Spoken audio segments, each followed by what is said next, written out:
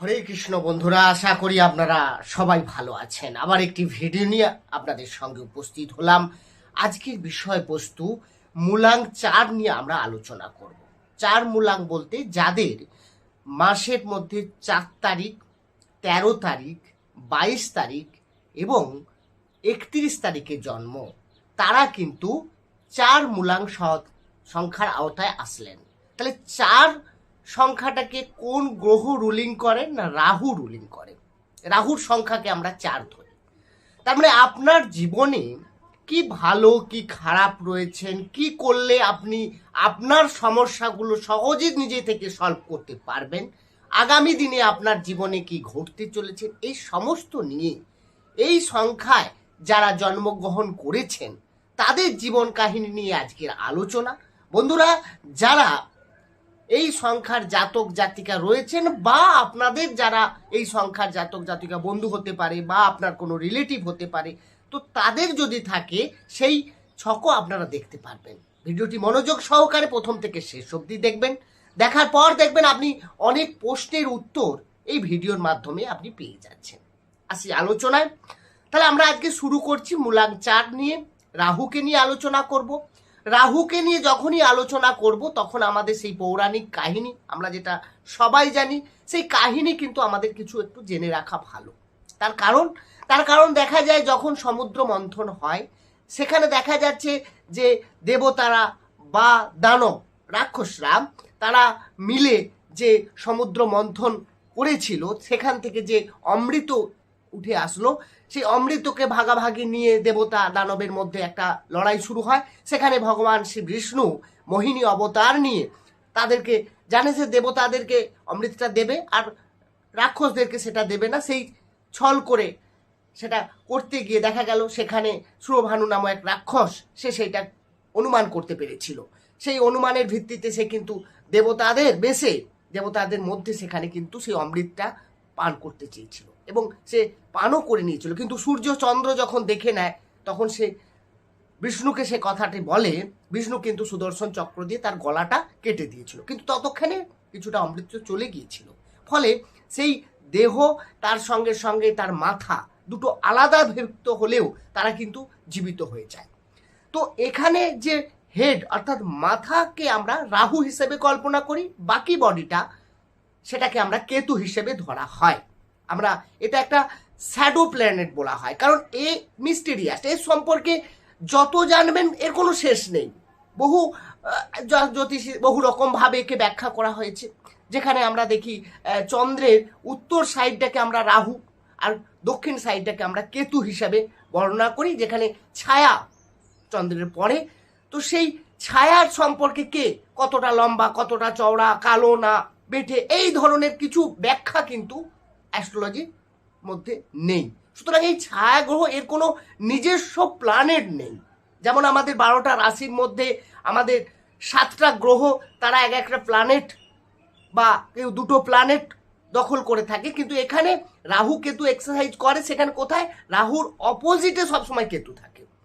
আর এরা সমসপ্তমে সবসময় ক্লকওয়াইজ ঘোরে, যেমন বাকি গ্রহরা অ্যান্টি ক্লকওয়াইজ ঘোরে। আপনার দেখবেন রাহু কেতু আপনার মেটাল চার্টে সবসময় ক্লকওয়াইজ ঘোরে এবং এক একটা রাশিতে রাহু বা কেতু এরা 1.5 বছর 18 মাস করে অবস্থান করে থাকে।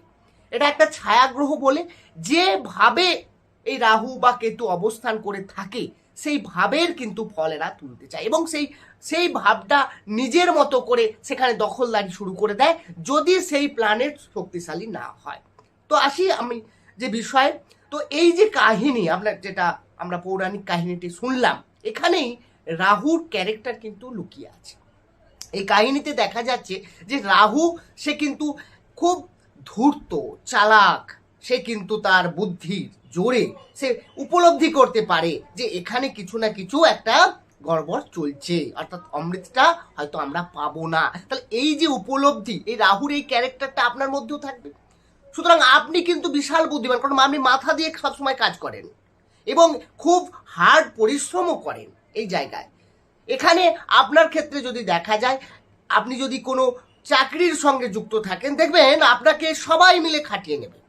হ্যাঁ, আপনার বস, আপনার কলিগ দেখবেন আপনাকে দিয়ে কাজ করি তারা ফায়দা নিয়ে নিচ্ছে, আপনার কিন্তু ফায়দা হচ্ছে না। আপনি এটা মিলিয়ে নেবেন এবং কমেন্টস করে অবশ্যই জানাবেন এইরকম ঘটনা। আর আমার ভিডিও সবসময় আপনার কমেন্টস করতে থাকবেন, তাহলে আমি অন্যরকম আরও কি ভিডিও দেওয়া যায় সেটা আমি দেবো সবসময়। আর এরা হচ্ছে কি না একটু সেলফ মানে নিজেরটা আগে দেখবো, যে এখানে আমি কিভাবে অমৃতটা নেব সেটা কিন্তু আমি চালাকির দ্বারা করে নেব। অর্থাৎ আমি যে কোনো কাজে যেটা আপনার লাভ হবে আপনি সেটা কিন্তু যে কোনো ছলে বলে হলেও সেটাকে করতে চাইবেন। আর দ্বিতীয়ত হচ্ছে কি, আমরা যদি দেখি বাস্তু, তাহলে বাস্তুর হচ্ছে দক্ষিণ পশ্চিম সাইড অর্থাৎ নৈরিক কোণকে রাহু রিপ্রেজেন্ট করে। তার মানে ওই সাইডটায় যদি আপনি পজিটিভ রাখতে চান, সেটা আমি আসবো যে কিভাবে পজিটিভ রাখবেন। তারপরে ওখানে যদি বাথরুম বা ওখানে যদি কিচেন করে ফেলেন, তাহলে কিন্তু রাহু আপনার বাস্তুতে কিছু না কিছু ডিস্টার্ব তৈরি করবে।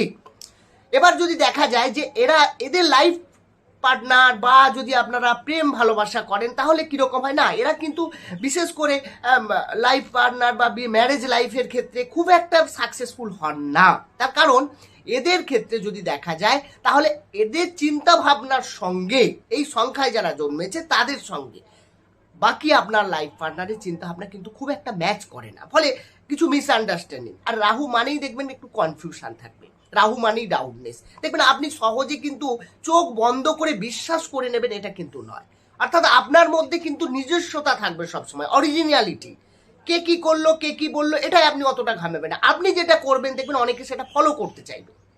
কেরিয়ারের ক্ষেত্রে যদি দেখি, মাথার কাজ কি না, মাথার কাজ হচ্ছে আপনি টেকনিক্যাল লাইনে যেতে পারেন, আপনি ডক্টর, মেডিসিন এই বিভাগে যদি কর্ম করেন, দেখবেন এই সংখ্যার জাতক জাতিকাদের ব্যাপক ডেভেলপ দেখা যায়। জেনারেলি এরা বাইরে একটু ঘুরতে বেরোতে এটা কিন্তু পছন্দ করে, কারণ আমরা দেখেছি যদি লগ্ন থেকে দ্বাদশে রাহু থাকে, তাহলে এরা কিন্তু বিদেশ যেতে চায়, বাইরে যেতে চায়। বিদেশ মানে শুধু যে দেশের বাইরে, কান্ট্রির বাইরে তা নয়। বিদেশ মানে আমাদের জ্যোতিষের ভাষায় যদি দেখা যায় যে আপনি একটা পরিবেশ থেকে অন্য পরিবেশে, যেখানে মানুষের আদব কায়দা অনেকটা চেঞ্জ হয়ে যাচ্ছে, তো সেখানটাই তার কাছে বিদেশ।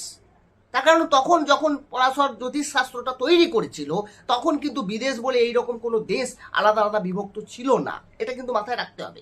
তার মানে জ্যোতিষের যে ব্যাখ্যাটাকে আমরা কি সঠিকভাবে জানতে পারছি, এটাও কিন্তু জানার বিষয়।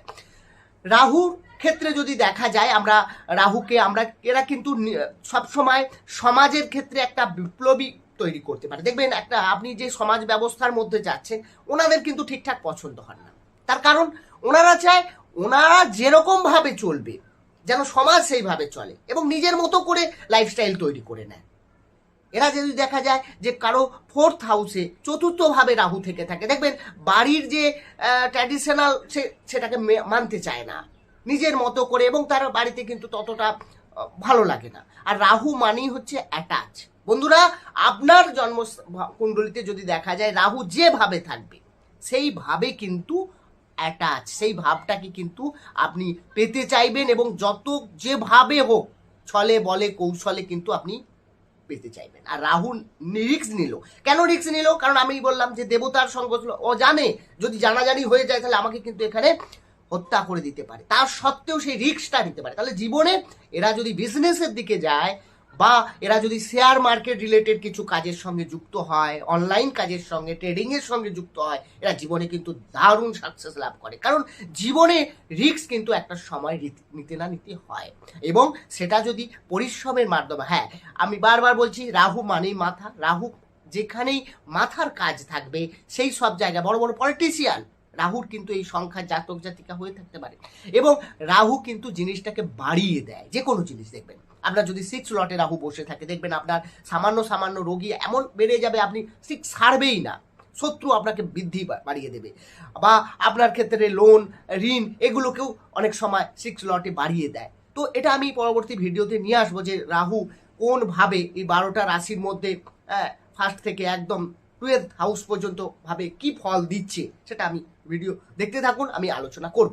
তো বন্ধুরা, তার মানে রাহুর ক্ষেত্রে যেটা দেখা যায়, তার মানে এদের লাইফ পার্টনার যদি 1, 7 এবং 5 সংখ্যার হয়, দেখবেন এদের সঙ্গে অনেকটা কিন্তু ম্যাচিং হয়, মানে অনেকটা এদেরকে বুঝতে পারে, এদের সঙ্গে লাইফস্টাইলের সঙ্গে নিজেদের সঙ্গে খাপ খাইয়ে নিতে পারে। তা না হলে কিন্তু একটু সমস্যা হতে পারে। আর প্রেমের ক্ষেত্রেও কিন্তু একটু অগ্রপণ থাকে, মানে আরো একটু চাইছেন, আরো এগোতে চাইছেন, এই জায়গায় কিন্তু আর এরা কিন্তু যতটা সম্ভব কাজকে কুইক করার চেষ্টা করে। এটা একটা সমস্যা।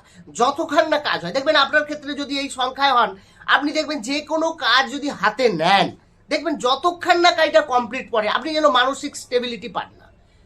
আবার কাজটা করার পরও দেখবেন আপনি যদি কোনো ভালো লাক্সারি জিনিস কেনেন, আপনি যদি কোনো গাড়ি কেনেন, বাড়ি করেন, বা আপনি কোনো ফ্ল্যাট নিচ্ছেন, যে কোনো কিছু করুক না কেন, আপনার যদি জীবনের যেগুলো প্রয়োজনীয় জিনিস, তাও কিন্তু আপনি দেখবেন নেওয়ার পর আপনি কিন্তু পছন্দ করে নিলেন, নেওয়ার পর কিন্তু মনে হলো ঠিক এই জায়গাটায় মনে হয় বেশি দাম নিয়ে নিল, আবার কালারটা ঠিক অন্যরকম হলে ভালো হতো। আর আপনি দেখবেন নিজের মতো করে আপনি যদি ধর্ম চর্চা করেন, আপনি কিন্তু যে ট্র্যাডিশনাল ধর্মের মতো ওইভাবে আপনি করতে পারবেন না। ভগবানের উপরে যে একদম 100% বিলিভ রেখে কাজ করবেন তা নয়, আপনাকে হার্ড ওয়ার্ক এবং নিজে করে নেব এই জায়গাটা কিন্তু থাকবে। আর রাক্ষসের এটা ক্যারেক্টার যে আমি দেখে নেব, আমি বুঝে নেব, এই ব্যাপারটা। আর রাহুর ক্ষেত্রে সবসময় বলা যায় যে এরা যদি অ্যানিমেলসকে দেখে, ডগ থেকে, বার্ডস থেকে, এদেরকে খাওয়ার, আহার, দেখভালের দায়িত্ব বা যেখানে রয়েছে সেখানে ডোনেট করে, তাহলে কিন্তু জীবনে ব্যাপক সাকসেস পাওয়া যায়। রাহুর প্রতিকার হিসেবে আমি যদি বলি, আপনারা এটা করতে পারেন, আপনাদের কিন্তু অনেক লাভ হবে। বন্ধুরা, আলোচনা কিন্তু শেষ নেই, এই আলোচনা চলতেই থাকবে। আপনারা কি ভিডিও চাইছেন, আরো কিছু ডিটেলস যদি জানতে চান, অবশ্যই ডেসক্রিপশন বক্স খোলা আছে, সেখানে গিয়ে আপনারা অবশ্যই কমেন্টস জানাবেন। আর যদি ডিটেলসে আরো কিছু আপনার বিষয়ে, আপনার পুষ্টিতে কি আছে, আপনি কি সত্যি রাহু আপনাকে কতটা পজিটিভ ফল দিচ্ছে, নেগেটিভ ফল দিচ্ছে, সেটা জানতে চান, তাহলে অবশ্যই ফোন নাম্বারে আপনি ফোন করুন, সেখানে আমি চেষ্টা করব আপনার সব প্রশ্নের উত্তর দিতে। বন্ধুরা, ভালো থাকুন, সুস্থ থাকুন, দেখা হবে অন্য একটি ভিডিওতে। হরে কৃষ্ণ।